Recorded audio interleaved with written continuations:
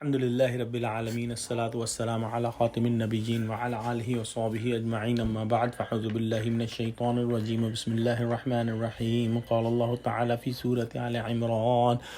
الذين قالوا إن الله عهد إلينا ألا نؤمن لرسول حتى يأتينا بقربان تأكله النار قل قد جاءكم رسل من قبلي بالبينات وبالذي قلتم فلم قتلتموهم إن كنتم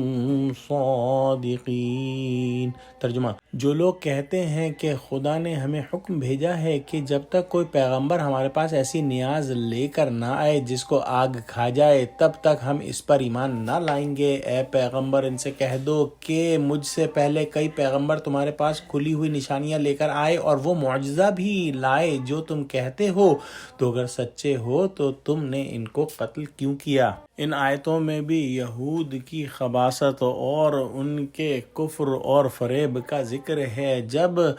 یہود کو ایمان قبول کرنے کی دعوت دی جاتی تھی تو وہ یہ عذر پیش کرتے تھے کہ ہمیں صرف ایسے نبی پر ایمان لانے کا حکم دیا گیا ہے جو آسمانی آگ کا معجزہ پیش کرے، یعنی جب کوئی نظر اور قربانی اللہ کے حضور پیش کی جائے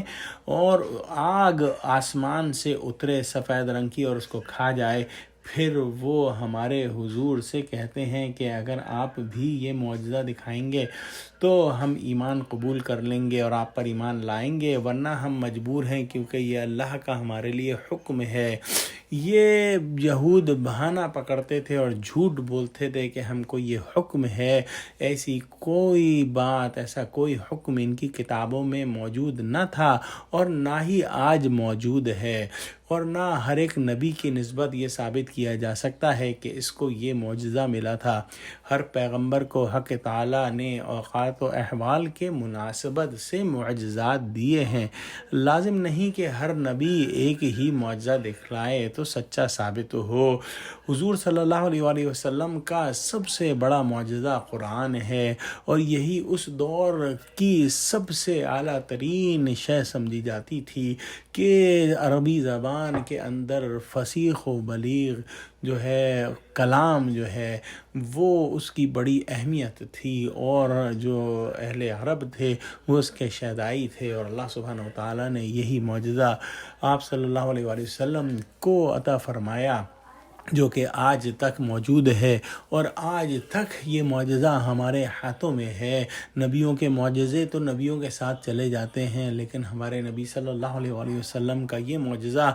آج بھی ہمارے ساتھ ہے، اور اللہ سبحانہ وتعالیٰ کہ جو ہدایت ہے اس کے ساتھ قرآن کے اندر موجود ہے۔ اس بات کے جواب میں اللہ سبحانہ وتعالیٰ ان کو یہ بھی جواب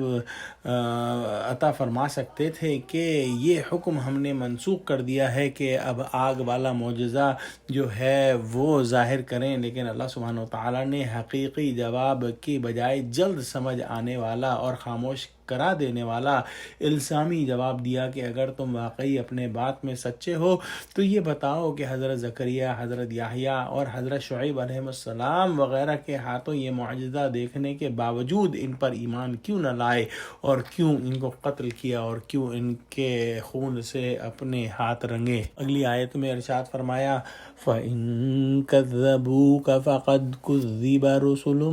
مِّن قَبْلِكَ جَاءُوا بالبینات والزبور والکتاب المنیر۔ ترجمہ: پھر اگر یہ لوگ تم کو سچا نہ سمجھیں تو تم سے پہلے بہت سے پیغمبر کھلی ہوئی نشانی اور صحیفے اور روشن کتابیں لے کر آ چکے ہیں، اور لوگوں نے ان کو بھی سچا نہیں سمجھا۔ اللہ سبحانہ وتعالیٰ حضور صلی اللہ علیہ وسلم کو تسلی دے رہا ہے کہ آپ ان کی تکذیب سے پریشان نہ ہوں، ان کی یہ پرانی عادت ہے، آپ سے پہلے بھی کئی رسولوں کو یہ جھٹلا چکے ہیں، حالانکہ وہ واضح معجزات، حکمتوں اور مواعظ پر مشتمل صحیفے اور احکام شریعت کی حامل روشن کتابیں